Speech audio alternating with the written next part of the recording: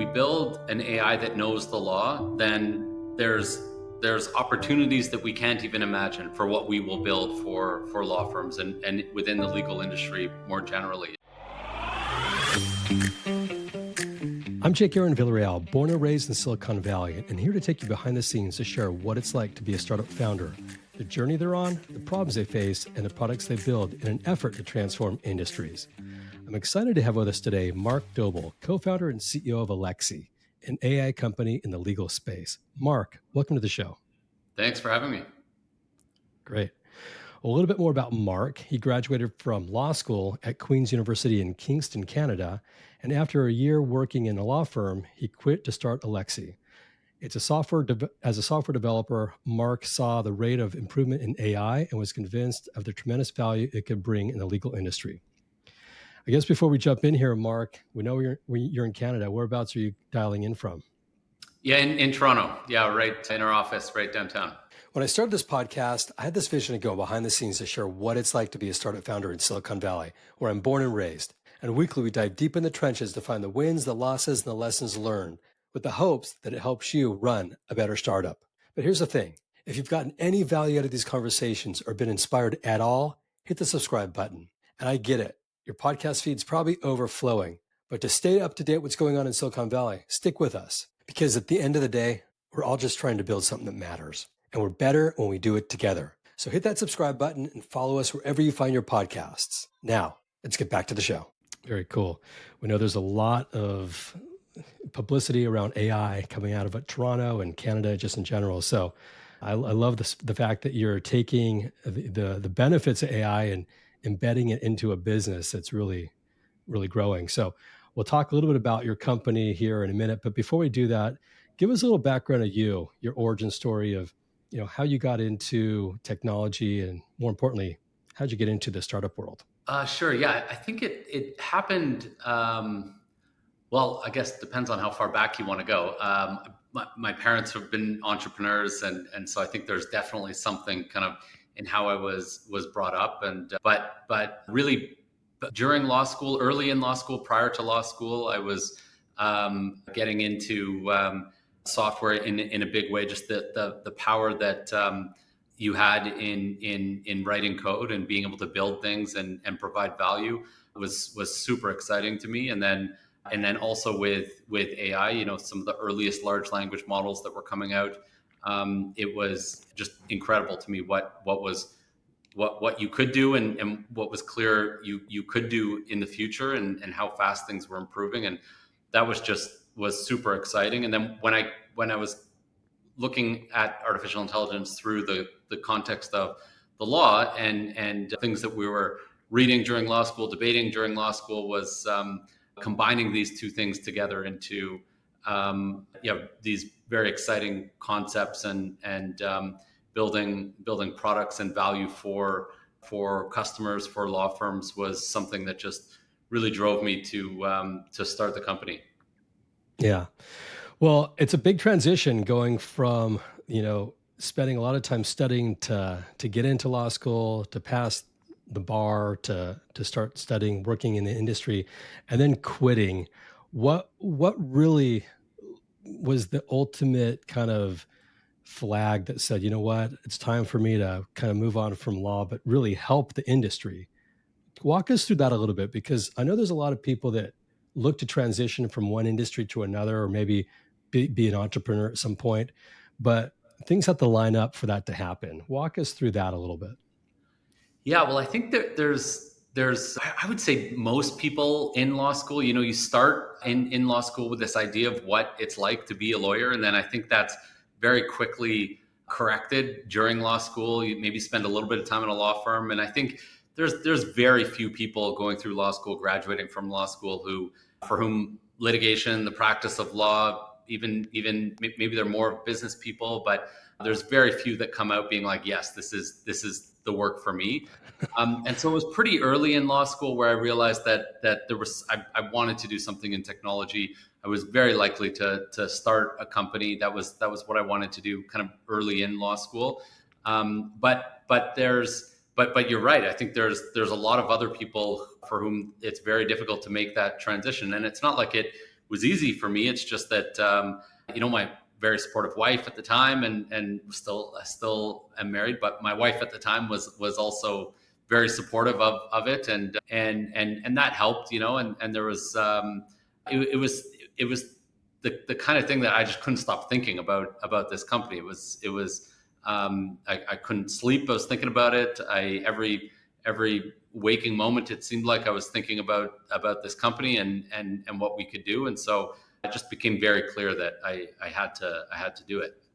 I love when people follow their passion, and whether you win or not, at least you're going for it. And when we look at businesses, it's always about what problem can you solve in a market, and is it going to be valuable enough for someone to pay for it, whether it's a product or a service.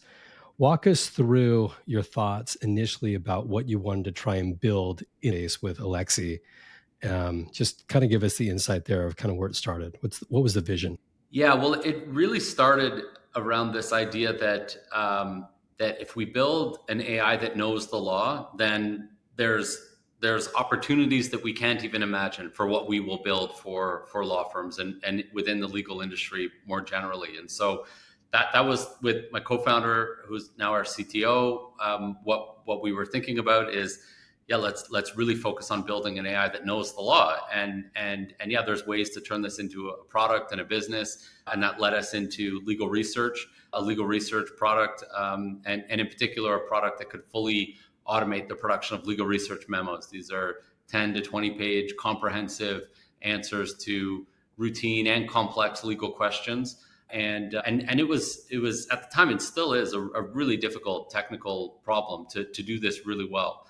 And the law is also very technical, very detailed, very nuanced, lots of ambiguity. And so getting this product right was really difficult. But we knew if we did it, then this would be kind of manifest knowledge of the law within AI.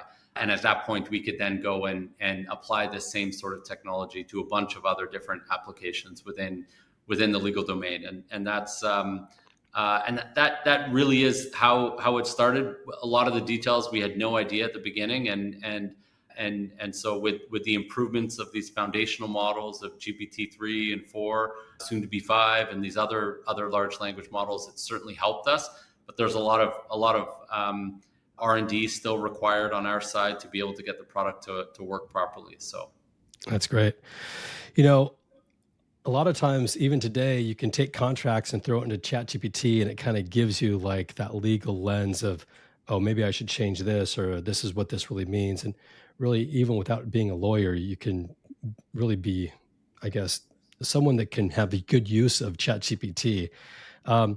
With your product or your platform in particular, what area within a law firm or for lawyers is it helping them solve? Is it speed around digesting content? Is it making better decisions when you're going to court to litigate? Like, as a lawyer listening, what is it you're selling them?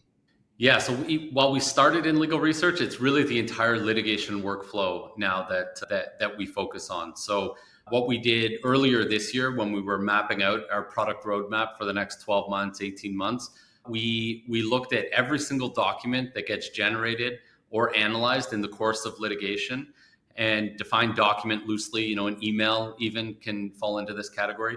And we set out to build functionality for every single one of these use cases, one of these documents, knowing that building functionality for all of these use cases in a single platform unlocks this opportunity to really build kind of next level analysis on a file, to be able to suggest courses of action, and to be able to help generate a document before the user even knows that this document needs to be generated. And when you take this platform approach and really embedding in the workflow the full life cycle of a litigation file, really interesting and exciting opportunities start to emerge in the kinds of products that we do. So it very much is a platform approach, and as opposed to just single point solutions for litigators. Yeah. We see AI in almost every industry today, and it's developing, it's getting better. And the term co-pilot's being thrown around a lot, where it kind of helps you do your job better, more optimized, faster, quicker, cheaper. In your platform, do you look at it as as an assistant to helping a lawyer as well, or is it looked at differently? Well, yeah. So the way we think of Copilot, we would I guess compare that to an agent, an AI agent, and how we define Copilot, at least, it's kind of like a Grammarly or a an AI that sits beside the user while the user is doing the work, whereas an agent goes out and does the work for the user and brings back a work product. And we're very much in the agentic kind of workflow. And so it's still, the AI is still working for the lawyer. It's not replacing the lawyer. It's not competing with the lawyer, but the AI is acting more like an associate or a colleague within the firm, getting that first draft of the document for the lawyer then to go in and use and decide. Maybe they want to make some changes. Maybe it's ready to submit to court or to send to the client, or not. And so that kind of agentic workflow is very much how we see the future of AI within the legal field, as opposed to this more Copilot, Grammarly sitting within the application where the lawyer does the work themselves. I think we're moving beyond that world now, and it's very much AI agents acting more autonomously, getting the work done for the lawyer. Yeah. Why is this space important to you? Well, I certainly think that I believe very strongly in a lot of these more fundamental principles about access to justice, the rule of law. These are the legal system is such a critical institution within advanced Western liberal democracies, and I think to the extent that AI certainly can erode some of these core principles, but I think more than anything, I'm very optimistic that it's going to significantly enhance how society and improve the way society is functioning, and in particular through the administration of the legal systems. And we at very least want to make sure AI is a force for good within these institutions. And there's a lot of ways that it could go wrong, and so at least we work really hard to make sure that it's not. And one of those key things is, let's make sure human lawyers are the intermediaries between this AI technology and the consumers of legal services. This, at least for the next several years, is absolutely critical that we make sure that happens. And I think it's critical to the legal system that we integrate AI properly. Yeah, that makes sense. I know there's a lot of discussion around that topic in particular.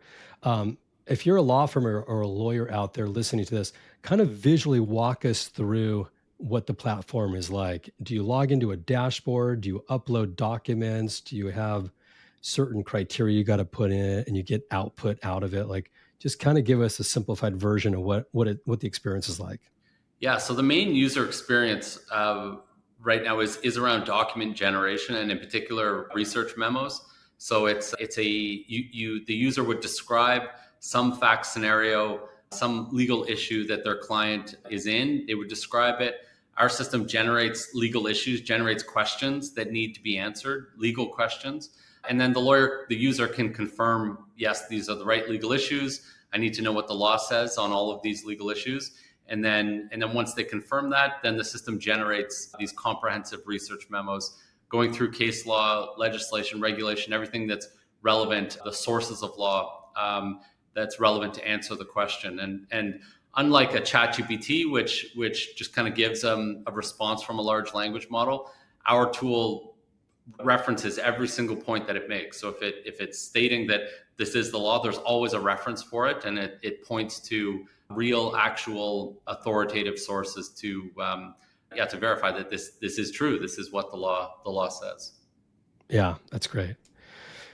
I like what you're building. I'm sure there's a lot of legal eyes that would look at this and try it out. Are you in Canada and the US and in different countries? What kind of, where's your target market? Yeah, across the US and Canada right now. Yeah. Got it. Really cool. If this succeeds, which it sounds like you have a lot of traction in, who benefits the most from this? That's a tough one. Well, in the short term, I think the litigation firms that are approaching AI and view AI as an enhancement to their business, they're certainly going to be the short-term beneficiaries and long-term beneficiaries of this. I think that there are several firms who are pretty reluctant to adopt artificial intelligence, and I think legal technology has had a bad rap over the past several years, but with modern AI, it's totally different. It's as if legal tech is just getting started, and what's possible, and the law firms that succeed over the next several years are going to look very different than the ones that have been succeeding over the previous several years. So the ability to do way more, to provide way more value to their clients at more affordable rates is very real, and shifting the business model from this kind of high margin, low volume business model to a lower margin but way higher volume and way higher quality services to clients. This is what we're going to see, and we already are seeing this rapidly happening within the market. And then I think the 3 to 5 years post, there's going to be a pretty significant difference in how consumers of legal services view their law firm and their lawyer. Law firms notoriously have one of the lowest net promoter scores of any industry. I think it's airlines might be worse, but other than that, like law firms, most consumers of law firms have law firm services, legal services, have a horrible experience, and then you get a massive bill at the end of a horrible experience, and I think we're going to see that change in a pretty meaningful way over the next several years. Wow, that's really cool. When you're out there selling or pitching your product or your service to law firms, who cares most about it? Is it the owner of the law firm? Is it the lawyers within the firm? What are you experiencing? I think it's the users who would care most. The users are when we see their reaction when they use the tool and they see the value that it provides. People get very excited. There are people who I think, for not really based in any good reason, get there are some existential concerns. They get concerned about their job, but I think if once they start to realize, like, look, this is going to enhance your productivity within the firm, it's going to make you look like more and more of a superstar within your firm, then they start to come around. And then definitely the owners of the firm, they see the business impacts that it's going to have. And so, but yeah, the users, that's who we focus on when we build product. And I think they're the ones that respond most intensely to any demos or pilots that they use. Got it. That's great. Talk a little bit about the company. You went out. How much did you raise in venture capital? How big are you today as an organization? Yeah, so we're in that kind of early Series A stage. We've raised about 15 million to date. Great, amazing group of investors, and we really focus on the impact that our product's having, and so that's where we focus. There's thousands of lawyers now right across the U.S. and Canada that are using the product, and but yeah, it takes capital, takes a team to make that happen, and so yeah, that's really cool. Every company that starts with a vision, they have a North Star you try and go for, and there's a lot of left and right decisions and pivots. Give us a little background of your story, because when you started building it and where you're at today, that was way before ChatGPT came out.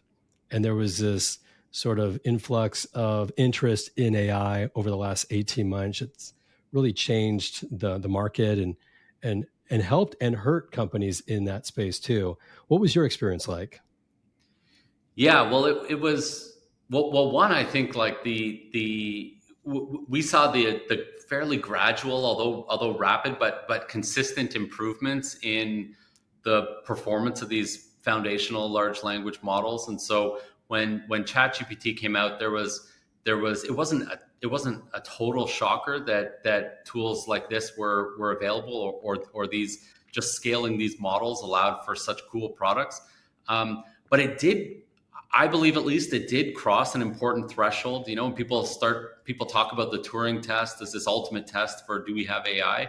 And I do think that ChatGPT did cross this really important threshold. And I think that's one of the reasons why we saw this huge reaction globally, really around this tool. And it did in many ways kind of feel like aliens landed on Earth, when a tool like this was just so impressive and astonishing, really, in all the things that it could do. And so for us, it was, people talk a lot about when you're trying to find product market fit, you're always iterating on the product, and the market is this kind of fixed thing that you're trying to build into. And the market, in our case at least, and many others, the market just shifted so rapidly, but it really helped our product market fit. We were trying to sell generative AI tools to lawyers previous to ChatGPT, and we couldn't say generative AI. People had no idea what that was, and now it's almost like you have to say generative AI to get anybody's interest, right? And so there was a pretty big shift in the market that has benefited us in significant ways. And a lot of people talk about, well, is it very competitive now? All these other new competitors have emerged. That's true, but I think we're all benefiting significantly from the way the market in particular and the way society in general has evolved in their understanding of AI, due in very large part to ChatGPT.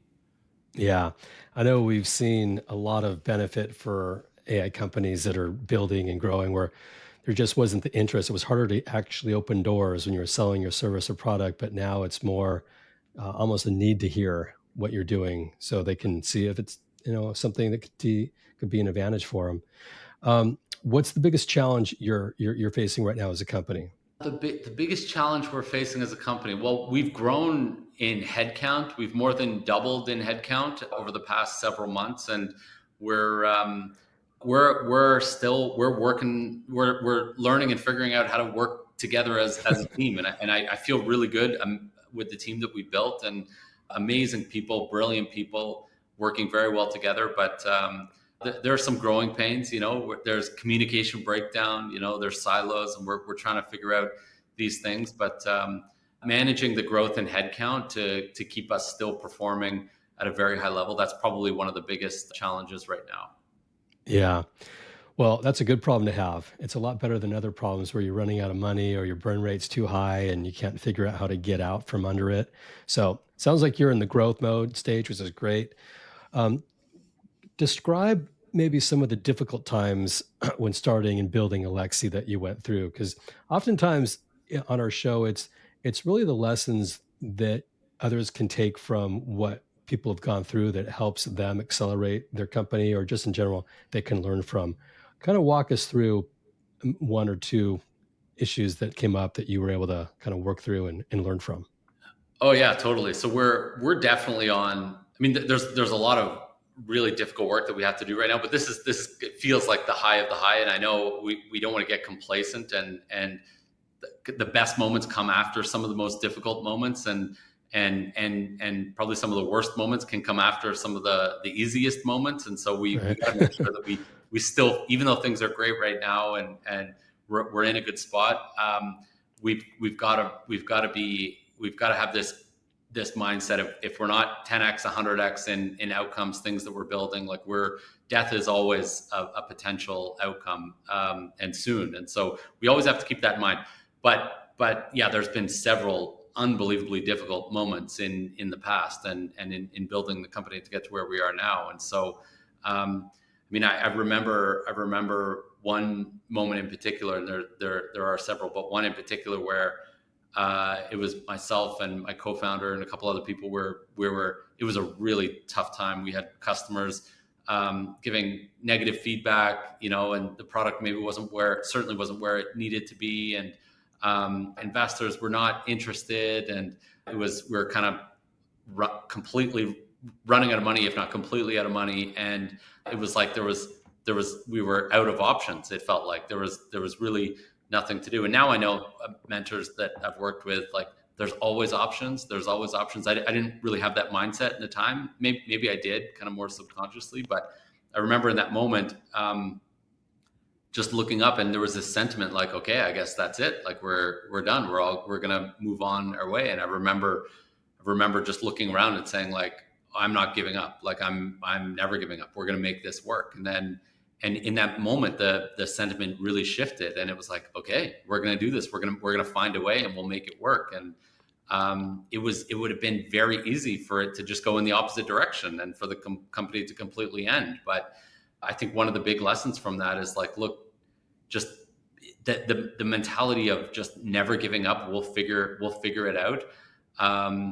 Is just so important, and especially in the most difficult times when others are and maybe even yourself, or you're ready to quit, right? But just always convincing yourself that we're going to find a way, we'll make it through, and never quit. It's I never would have expected how important that was until going through that moment, other moments where it's been very similar. So Yeah. It really talks a lot about the attitude of the founder, but it also talks about the attitude of the people on your team. If they buy into, that same mindset. Oftentimes, when we work with companies, and we work, with a lot of AI companies, ironically, right now, as you can imagine, um, but it's oftentimes not about what they can bring to the table in terms of their skills, but oftentimes it's about the attitude they bring, and do they fit your culture? And sometimes it's the can do attitude that you're not going to see on a resume, but until you go through and do some behavioral interviewing and really understand, in this situation, what did you do and how did you get through that? And really understand that person, how they operate. I think that's really where you start to build teams that have depth that you can depend on short and long term, and especially in those dark moments that we're all going through at times and will go through in the future. I think that's important. It really helps shape your culture too. And it sounds like you've got the right leadership and team to do that, which is really cool to see. Um, as a company, when you started, you had a vision. Has that shifted much, or has there been any pivots that you've really learned a lot from? Um, well, yeah, I think one of the maybe an important one is our focus, our recent focus on the segment. Really understanding this is the segment of the market that we need to focus on. I think that's been a big one that's been very positive for us. I think we were on the one hand trying to keep the target segment as broad as possible, and yeah, maybe we can solve something for everyone, and on the one hand thinking that we could do that, and on the other hand not really knowing which segments, so we're just going to try them all and maybe we'll figure it out.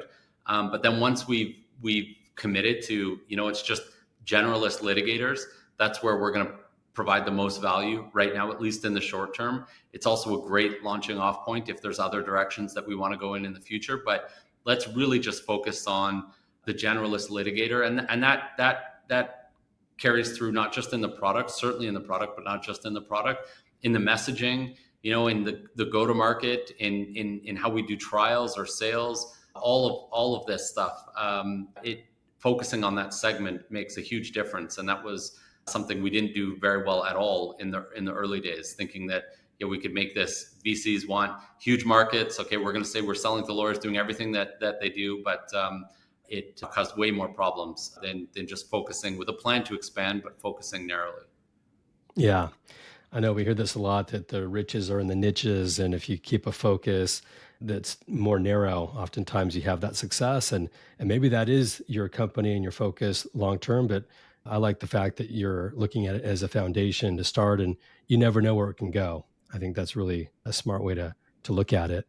As a leader, there's breakthroughs in companies, but what's been a breakthrough for you personally as you've continued to build the company and grow and evolve with the organization that's worth sharing? Oh, interesting. Well, I was during high school and throughout my undergraduate studies, I was fairly competitive in cross country ski racing, and so I took the way my health and kind of fitness and things was, it was obvious to me that was important to be good at ski racing, especially cross country skiing. But then early in my more professional life and starting the company, my health and it was something that I didn't take very good care of, and still there's a lot of things I can do better. But it's very clear to me now that to perform at an elite level in business, you've got to take care of your health. You've got to get really good sleep. You need to be energetic throughout the entire day, and that requires you to take good care of your body. And I think this is something I didn't fully appreciate before, and I think I'm starting to learn more now how to get the best performance out of me personally, right? And I need to treat my body like an athlete, like an athlete would, and so that I'm rested and I can run, and these sorts of things, and that you can be in decent shape to perform well at your job. And I think that's important. Yeah, Yeah. I did not always think that.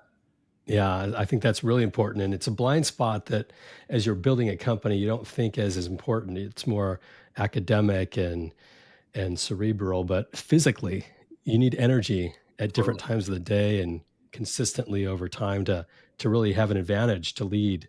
So I think that's really smart to look at it that way. Looking back now, you've had your company for a number of years. What's something you wished you would have known before you started that you know now that you can share with us? It would be good insight to know as a founder, maybe just beginning their journey. Well, it's going to be way harder than you thought.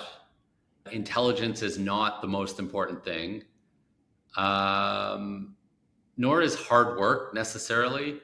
There's far more leverage in making smart decisions than there is in working more. Use your gut and your instincts way more than data. Even sometimes your gut and instincts tell you something different than data. Probably trust your gut and instincts. There is so much out of your control that you absolutely do not have control over. But try and focus and on the things you do have control over. I mean, all these things that they're 10 years ago, I would not have, I would have said very different things, I think. And so these are, yeah, important things. I think a resume or the things that people have done in the past, or the companies that they've worked at, or the degrees that they have are almost negative indications sometimes that you want people who can learn really quickly, as opposed to, it's the rate of improvement, the rate of learning, as opposed to where they are right now at that particular day. And so these are important things that I never really knew how important they were before. Yeah, that's a great one. The rate of learning. We've heard that from a number of successful startups where they really look at how can they figure out how someone operates and how do they learn, because as they're evolving, they have to keep up or maybe, come in at a higher level and continue to still evolve. So I think that's really um, as we look at 2025, it's coming fairly quick here. What's on the roadmap? What are you excited about your company and your product? Yeah, well, I think we've got a couple big announcements coming up later this year, but just I believe that we've got one of the most innovative, exciting products that we'll be launching later this year that won't share too much about right now, but yeah, that we'll be announcing later on. And I think we've spent a lot of time on building this out, and I think leverages our core competency within the company and applying this in really exciting ways. And so that's something that we're all working really hard at right now to get this out and launched in an exciting way. And so I think we're the rate of adoption, the rate of improvement in products and is mind blowing right now. And like I said, the change that's happening in the legal industry is just so significant. The rate of change is so significant. And so who knows where we'll be in 12 months. It's really hard to predict. It's hard to predict more than a quarter at a time. And so that's what we're staying focused on the next 3 months. That's great.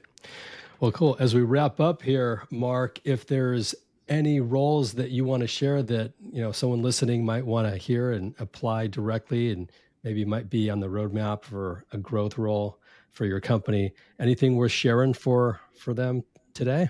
Yeah. So a lot of we're building out a marketing team. We've never really had a marketing team before, and so we've got great people supporting a marketing who would support an eventual marketing team, but great growth marketers, product marketers, brand marketers. These are people that we're looking to meet with and see if there's a fit. And And then also people on the hardcore AI science side of things, we're actively recruiting for AI scientists, and then anybody who's even interested in the intersection of legal and technology. And yeah, please feel free to reach out. Very cool. Well, Mark, I want to thank you so much for coming on and sharing your story. I know there's going to be a lot more breakthroughs in the future, and I love the space you're in. I have a lot of friends that are lawyers, so I'm sure they're going to be listening to this story as well. And thanks for the listeners for listening. That means a lot to me that you spent your time with us today. I'm your host, Jake Aaron Villarreal, signing off for now, but can't wait to catch up with you all in the next episode. Until then, everyone, take care. If you like what we're doing, don't forget to subscribe. Leave a review on Apple Podcasts or wherever you listen, and follow us on YouTube, where we go behind the scenes to learn what it takes to be a startup founder.